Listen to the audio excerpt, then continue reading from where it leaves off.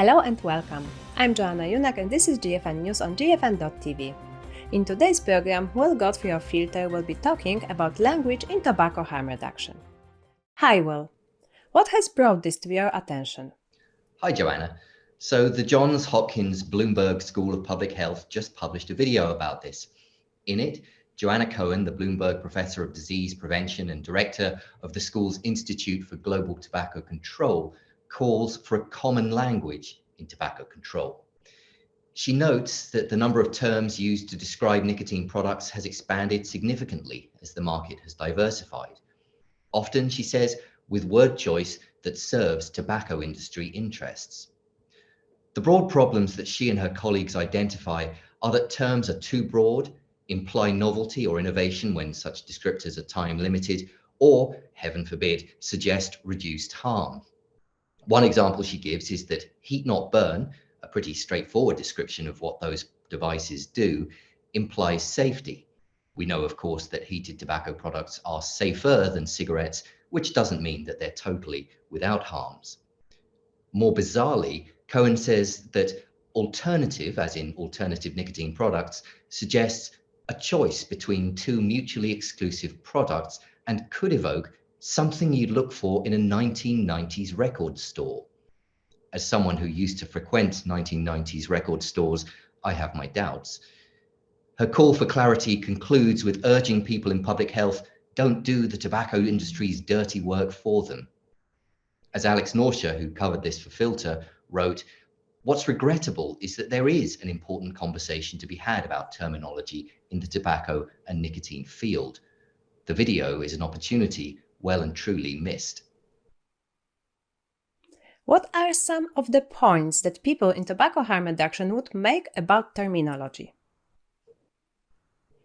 There are lots of important examples, but near the top of the list would be EVALI, an acronym for e-cigarette or vaping product use associated lung injury. The 2019 outbreak of lung injuries was quickly blamed by the CDC on nicotine vapes.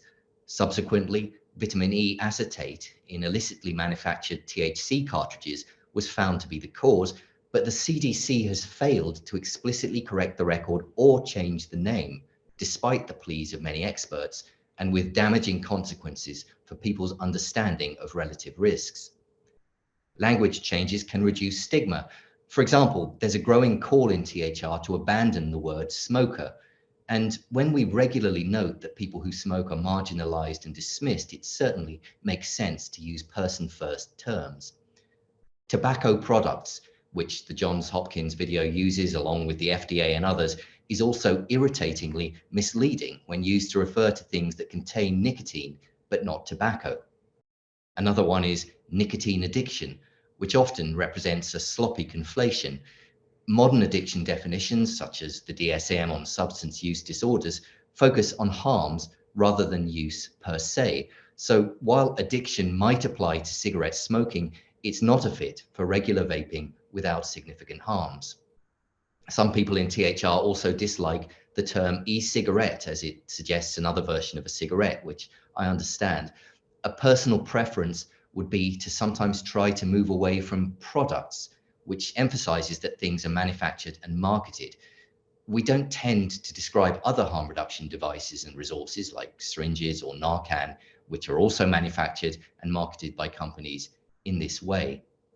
There are many other examples that we don't have time for, but there's always a tension when considering changes in terminology between using ideal terms versus retaining most people's understanding.